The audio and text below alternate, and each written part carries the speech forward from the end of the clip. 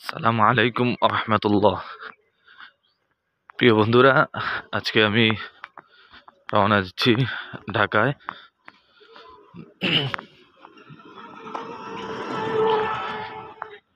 সেই সুদূর ঢাকায় আমার ব্যক্তিগত একটা প্রয়োজনে।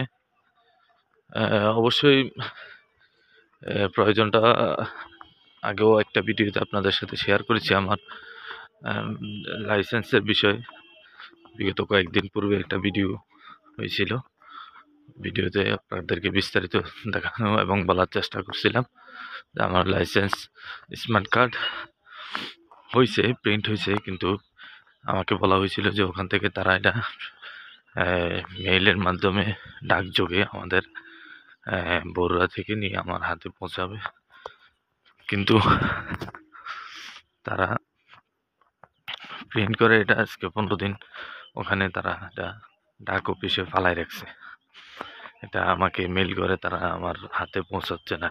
এর জন্য আমার আজকে আবার সেই সুদূর ঢাকা যাওয়া, আমার এই স্মার্ট কার্ডটা বুঝে পাওয়া এবং সাথে সাথে আমি সৌদি গমনের জন্য আমার ভিসা, পাসপোর্ট এবং স্মার্ট কার্ড সহ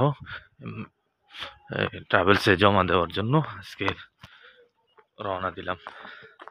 তো কনকনে ঠান্ডা এবং কুয়াশায় যাচ্ছি।